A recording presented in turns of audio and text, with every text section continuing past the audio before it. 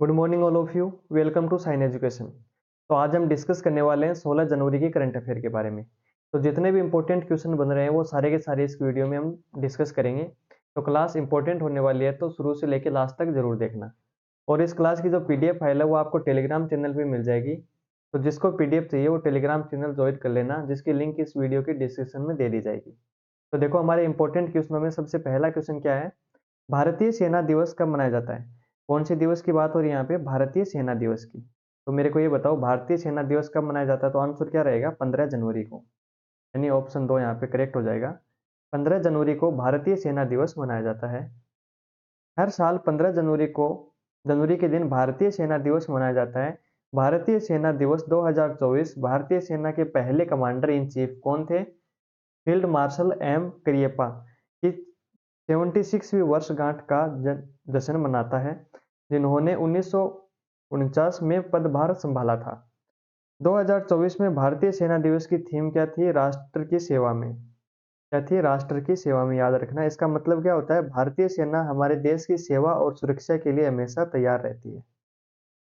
आगे देखो, जनवरी 2024 में महाराष्ट्र में 10 दिवसीय दिव्य कला मेले का आयोजन कहाँ किया गया? तो कहाँ पे किया गया बताओ? तो आंसर क्या रहेगा?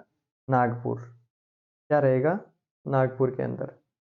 दिव्यांग उद्यमियों को सशक्त बनाने के लिए दिव्य कला मेला 12 जनवरी से 21 जनवरी 2024 तक नागपुर महाराष्ट्र में आयोजित किया जा रहा है।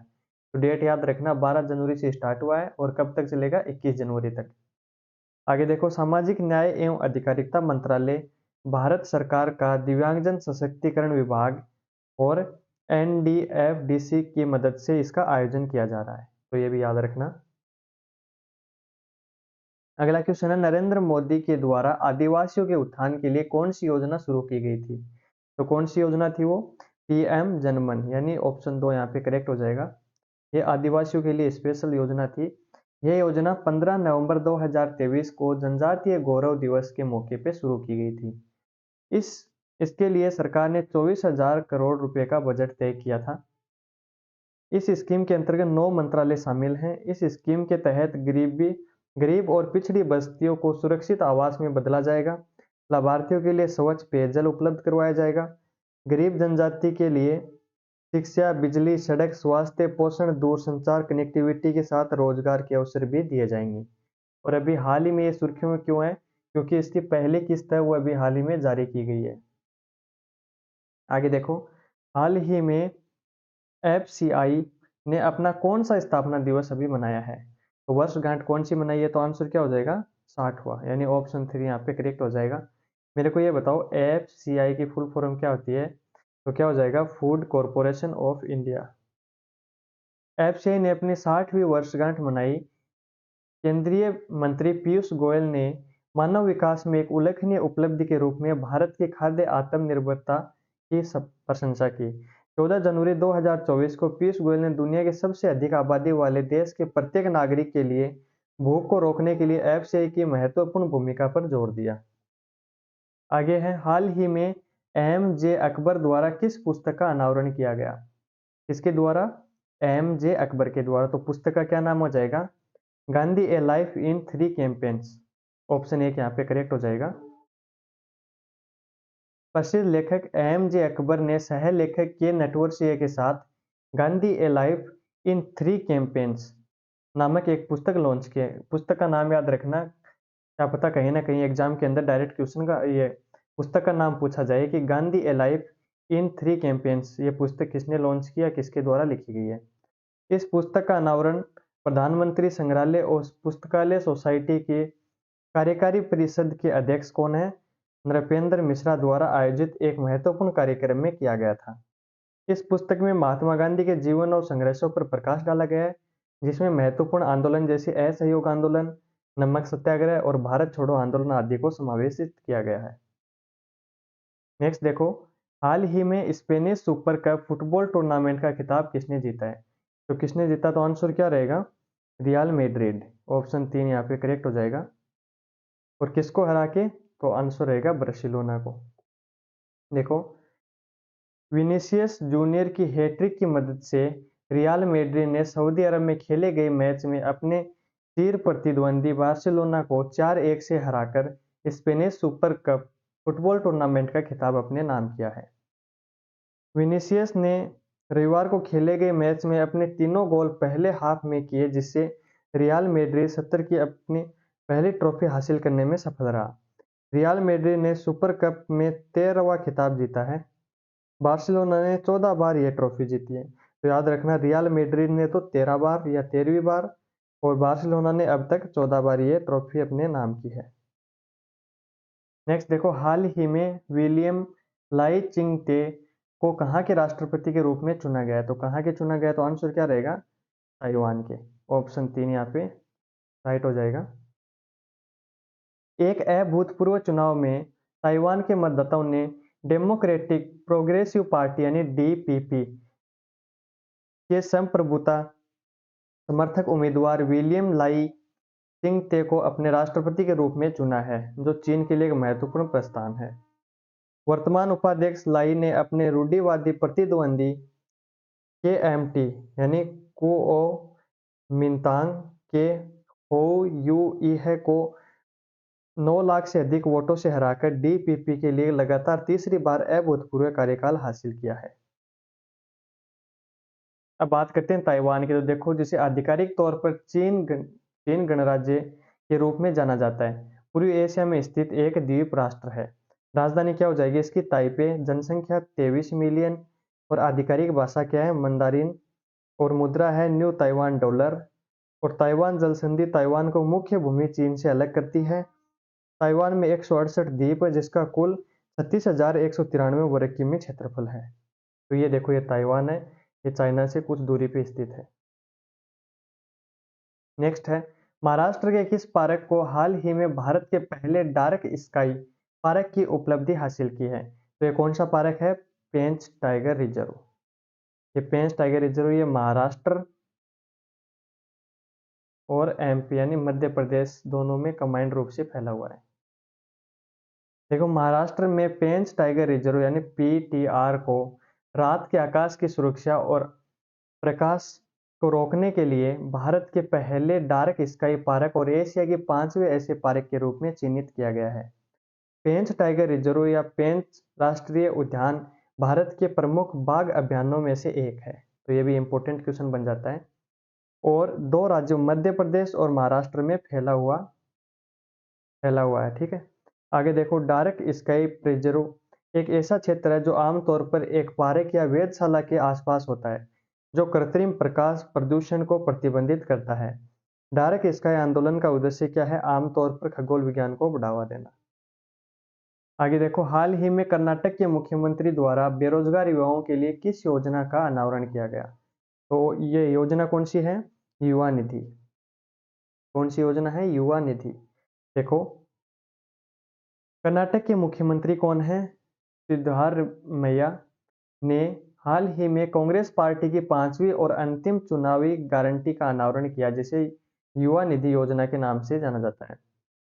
अब आगे है, शिवमोगा के फ्रीडम पार्क में शुरू की गई इस पहल का उद्देश्य शैक्षणिक वर्ष 2022-23 के दौरान अपनी डिग्री पूरी करने वाले स्नातकों और डिप्लोमा धारकों को बेरोजगारी सहायता प्रदान करना है।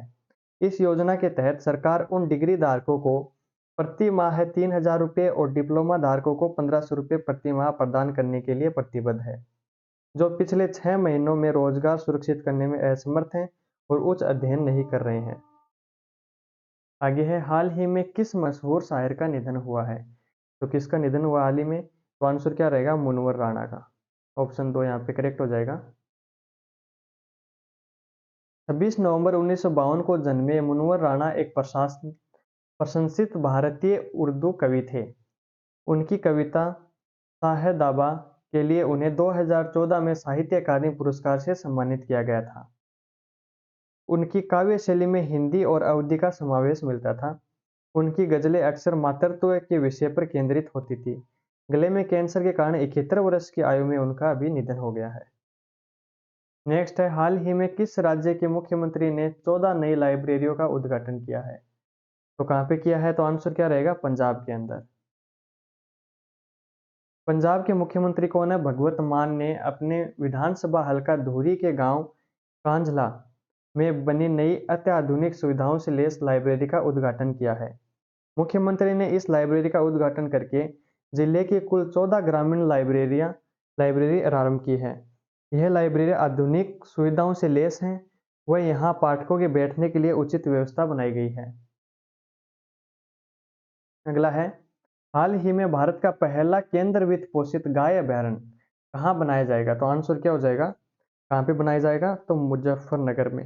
अभी इसका काम चल रहा है, थोड़े दिनों में ये कंप्लीट हो जाएगा। तो ऑप्शन 4 यहाँ पे हमारा राइट आंसर हो जाएगा। भारत का पहला केंद्र वित्त पोषित गाय अभयारण्य उत्तर प्रदेश के मुजफ्फरनगर जिले में जनवरी 2024 के अंत तक बन जाएगा। यह अभयारण्य मुजफ्फरनगर जिले के पुरकाजी ब्लॉक के अंतर्गत तुगलकपुर कुम्हेरा गांव में स्थित है। अभयारण्य को राष्ट्रीय गोकुल मिशन से मिले 64 करोड़ रुपए के वित्त पोषण के साथ बनाया गया है। नेक्स्ट क्वेश्चन है, हाल ही में दीव में हुए गो बीच गेम 2024 में कौन सा राज्य चैंपियन रहा? कहाँ पे हुए थे ये? दीव के अंदर। और नाम क्या था? बीच गेम 2024। तो इसके अंदर मध्य प्रदेश है, वो टॉप पे रहा, चैंपियन रहा। यानी तो ऑप्शन 2 यहाँ पे करेक्ट हो जाएगा। भारत के पहले मल्टी स्पोर्ट्स बीच गेम 2024 का आयोजन द्वीप में ब्लू फ्लैग प्रमाणित घोघला बीच पर किया गया। इन खेलों में मध्य प्रदेश चैंपियन बनकर उभरा। मध्य प्रदेश ने 7 स्वर्ण सहित कुल 18 पदकों के साथ पदक तालिका में शीर्ष स्थान हासिल किया है। तो ये क्वेश्चन इंपॉर्टेंट है, थोड़ा याद रखना, आने वाले एग्जाम में कहीं ना कहीं ये पूछा जा सकता है। हाल ही में किस राज्य में दुर्लभ तिब्बती भूरे भालू पाए गए हैं? तो कहाँ पे पाए गए हैं? तो आंसर क्या रहेगा? सिक्किम के अंदर। ये प्रजाति प्राय लुप्त मानी जाती है, लेकिन अभी हाल ही में ये कैमरे में रिकॉर्ड हुए हैं भूरे भालू।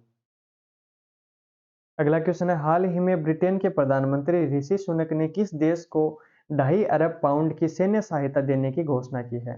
तो किसको की है? तो आंसर क्या रहेगा? यूक्रेन। ऑप्शन 4 यहाँ पे राइट आंसर हो जाएगा।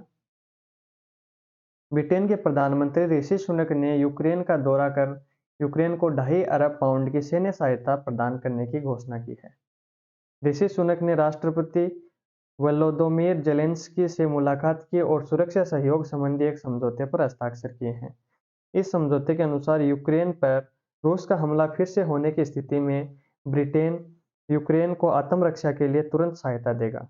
यानी अभी पीछे कुछ दिनों से रूस और यूक्रेन का भी जो युद्ध चल रहा था, वार चल रहा था, तो उसी स्थिति में अभी ब्रिटेन है, ये यूक्रेन को सहायता देने के लिए अभी समझौता किया है।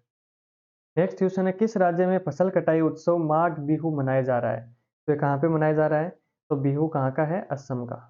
तो यानी ऑप्शन 2 यहाँ पे राइट हो जाएगा। 16 जनवरी 2024 को माघ बिहू मनाया जाता है। यह असम में यह पूर्व सप्ताह भर मनाया जाता है। इस उत्सव में पारंपरिक असमिया खेल जैसे टेकेली, भोंगा और भैंसे की लड़ाई भी शामिल होती है। माघ बिहू असम का एक प्रमुख पर्व है। जिस प्रकार सूर्य देव के उत्तरायण होने पर उत्तर भारत में मकर संक्रांति अभी 1-2 दिन पहले गई है मकर संक्रांति, और पंजाब हरियाणा में लोहड़ी और दक्षिणी भारत में पोंगल मनाया जाता है, ठीक उसी प्रकार उत्तर पूर्वी राज्य असम में माघ बिहू मनाया जाता है। तो यानी उत्तर भारत के अंदर 14 तारीख को क्या आती है? मकर संक्रांति आती है। उसी प्रकार पंजाब हरियाणा के अंदर लोहड़ी मनाई जाती है और दक्षिण भारत में पोंगल मनाया जाता है। और ठीक उसी प्रकार उत्तर पूर्वी राज्य असम के अंदर माघ बिहू मनाया जाता है। पोंगल की तरह बिहू भी किसानों का एक त्योहार है। इस दिन असमवासी प्रकृति और भगवान को फसलों की अच्छी पैदावार के लिए आभार व्यक्त करते हैं। यह त्योहार माघ महीने में मनाया जाता है, इसलिए इसे माघ बिहू के नाम से भी जाना जाता है। तो ये भी फैक्ट है, याद रखना। नेक्स्ट क्वेश्चन देखो, हाल ही में भारतीय नौसेना के किन जहाजों को सेवा मुक्त किया गया है? तो किसको किया गया? देखो, तो पहला ऑप्शन क्या है? चीता, दूसरा है गुलदार, और तीसरा है कुंभीर, और चौथा है उपरोक्त सभी। तो आंसर क्या हो जाएगा? उपरोक्त सभी। यानी इन तीनों जहाजों को अभी सेवा मुक्त कर दिया गया है। भारतीय नौसेना के चीता, गुलदार और कुंभीर जो पोलोन की श्रेणी के लैंडिंग जहाजों का हिस्सा थे, लगभग 4 दशकों की समर्पित सेवा के बाद इनको सेवा मुक्त कर दिए गए हैं। 1984, 85, 86 में कमीशन किए गए इन जहाजों ने लगभग 40 वर्षों तक सक्रिय रूप से सेवा की है। पोर्ट ब्लेयर में पारंपरिक रीति रिवाजों के साथ सनिंग समारोह हुआ, जो भारतीय नौसेना के इतिहास में महत्वपूर्ण अध्याय के अंत का प्रतीक है। नेक्स्ट क्वेश्चन है, हाल ही में वैश्विक विज्ञान महोत्सव केरल का उद्घाटन किसने किया? तो किसने किया, तो आंसर क्या हो जाएगा, केरल से पिनराई विजयन, यानी ऑप्शन 2 यहाँ पे राइट आंसर हो जाएगा। केरल के मुख्यमंत्री पिनराई विजयन ने लाइफ साइंसेज पार्क में वैश्विक विज्ञान महोत्सव केरल का उद्घाटन किया। KSCSTE द्वारा राज्य और अंतर्राष्ट्रीय विज्ञान एजेंसियों के सहयोग से आयोजित यह बायो 360 लाइफ साइंसेज पार्क में फैला है, जिसमें 18 मंडपों में 51 आकर्षण हैं। यह वैज्ञानिक जिज्ञासा और नवीनता को बढ़ावा देने के लिए देने वाले विज्ञान, प्रौद्योगिकी और कला के चमत्कारों की 1 महीने तक चलने वाली खोज का ये वादा करता है, यानी कब पूरे 1 महीने तक ये प्रोग्राम चलता है। नेक्स्ट क्वेश्चन है, 14वीं भारत संयुक्त राज्य व्यापार नीति फोरम की बैठक कहाँ आयोजित हुई? तो कहाँ पे हुई है, नई दिल्ली के अंदर, यानी ऑप्शन 3 यहाँ पे राइट आंसर हो जाएगा। 14वीं भारत संयुक्त राज्य व्यापार नीति फोरम की बैठक नई दिल्ली में आयोजित की गई। 14वें भारत अमेरिका व्यापार नीति फोरम में श्री पीयूष गोयल और अमेरिकी प्रतिनिधि कैथरीन ताई सहित अधिकारियों ने संयुक्त पहल, सहयोगी तंत्र और सामाजिक सुरक्षा चर्चाओं के प्रति प्रतिबद्धता व्यक्त की है। 2023 में व्यापार $200 अरब से अधिक होने की संभावना को स्वीकार करते हुए वार्ता में WTO विवादों और भारत के FDA निरीक्षण बढ़ाने की आवश्यकता पर भी चर्चा हुई, जो भारत अमेरिका संबंधों को मजबूत करने का एक संकेत देता है। नेक्स्ट क्वेश्चन है, मुख्यमंत्री के स्टालिन के द्वारा मदुरै जल्लीकट्टू स्टेडियम का उद्घाटन कब किया गया? तो आंसर क्या हो जाएगा, 23 जनवरी को। कब किया गया, 23 जनवरी को। मुख्यमंत्री के स्टालिन 23 जनवरी को नवनिर्मित मदुरै जल्लीकट्टू स्टेडियम का उद्घाटन करेंगे। अलंगप्लूर के पास स्थित इस स्टेडियम का नाम पूर्व CM एम करुणानिधि के नाम पर रखा गया है, जिसकी बैठने की क्षमता कितनी है, 5000 से अधिक है। 44 करोड़ रुपए की लागत वाली इस सुविधा में VIP बैठने की व्यवस्था, एक संग्रहालय, बुल शेड, पशु औषधालय और स्वास्थ्य सहायता केंद्र आदि सम्मिलित हैं। नेक्स्ट है, राहगीर आनंद उत्सव का आयोजन किस राज्य में किया गया? तो ये कहाँ पे किया गया? तो आंसर क्या हो जाएगा, मध्य प्रदेश में। मध्य प्रदेश के CM मोहन यादव के प्रयासों का नतीजा है कि उज्जैन में राहगीर आनंद उत्सव सफल आयोजन हुआ है। प्रतिवर्ष 14 से 28 जनवरी के बीच आयोजित होने वाले इस कार्यक्रम का उद्देश्य खेल और सांस्कृतिक कार्यक्रमों के माध्यम से सामुदायिक आनंद को बढ़ावा देना है। पारंपरिक पोशाक में लड़कियों सहित निवासी उत्साह और समावेशिता को बढ़ावा देने के लिए कबड्डी, खो-खो, लोक संगीत, नृत्य और अन्य गतिविधियों में भाग लेते हैं। अगला है, हाल ही में वेकोली के CMD मनोज कुमार को किस अचीवमेंट अवार्ड से सम्मानित किया गया है? तो आंसर क्या हो जाएगा, IMMA life time. Western coalfields limited यानी वेकोली के CMD और कार्यकारी निदेशक मनोज कुमार को प्रतिष्ठित IMMA life time achievement award मिला है। यह पुरस्कार होटल तुली इंटरनेशनल, नागपुर में green mining initiative, Indian mineral industry perspective विषय पर राष्ट्रीय संगोष्ठी के दौरान प्रदान किया गया। कुमार ने अपनी नेतृत्वकारी भूमिका में कोयला उत्पादन में प्रगति में महत्वपूर्ण योगदान दिया है। नेक्स्ट है, हाल ही में RCF लिमिटेड के निर्देशक तकनीकी के रूप में किसे मंजूरी दी गई है? तो किसे दी गई है? तो आंसर क्या हो जाएगा, रितु गोस्वामी को, यानी ऑप्शन 2 यहाँ पे करेक्ट हो जाएगा।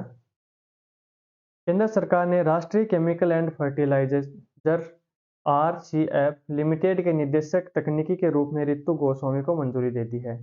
गोस्वामी वर्तमान में NFL में GM तकनीकी अगस्त 2023 में PESB द्वारा अनुशासित 11 उम्मीदवारों में से चुने गए। निर्देशक तकनीकी के रूप में वह कुशल संयंत्र संचालन की देखरेख और तकनीकी मामलों पर प्रमुख सलाहकार के रूप में महत्वपूर्ण भूमिका निभाएंगे। नेक्स्ट क्वेश्चन है, हाल ही में 150 T20 अंतर्राष्ट्रीय प्रदर्शन हासिल करने वाले पहले पुरुष क्रिकेटर कौन बने हैं? तो किसका नाम आएगा, रोहित शर्मा। ऑप्शन 4 यहाँ पे करेक्ट हो जाएगा। रोहित शर्मा 150 T20 अंतर्राष्ट्रीय प्रदर्शन हासिल करने वाले पहले पुरुष क्रिकेटर बन गए हैं। रोहित शर्मा ने यह उपलब्धि तब हासिल की जब वह अफगानिस्तान के खिलाफ 100 T20 इंटरनेशनल जीत से आगे निकल गए। भारतीय सलामी बल्लेबाज के पास एक प्रभावशाली रिकॉर्ड है, इन्होंने 149 मैचों में 3853 रन बनाए, लगभग 140 की स्ट्राइक रेट का दावा किया और T20 इंटरनेशनल में 4 शतक दर्ज किए हैं। नेक्स्ट देखो, हाल ही में किसके द्वारा नमो नवमतदत्त पंजीकरण पोर्टल का उद्घाटन किया गया है? तो किसके द्वारा किया गया है? जेपी नड्डा के द्वारा। ऑप्शन 3 यहाँ पे करेक्ट हो जाएगा। भाजपा के अध्यक्ष जेपी नड्डा ने नई दिल्ली में नमो नवमतदत्त पंजीकरण पोर्टल का उद्घाटन किया। पोर्टल का लक्ष्य पहली बार मतदाताओं को विकासशील भारत के राजदूत के रूप में शामिल करना और पंजीकृत करना है। पहल के हिस्से के रूप में पार्टी की युवा पहुंच और लोकतांत्रिक जुड़ाव को मजबूत करने के लिए 25 जनवरी को 5000 सम्मेलन आयोजित किए गए। तो देखो, आज हमने 16 जनवरी के जितने भी इंपॉर्टेंट फैक्ट वाले क्वेश्चन बन रहे थे वो सारे हमने डिस्कस कर लिए। तो वीडियो पसंद आए तो वीडियो को लाइक करना और चैनल को सब्सक्राइब करना। Thank you.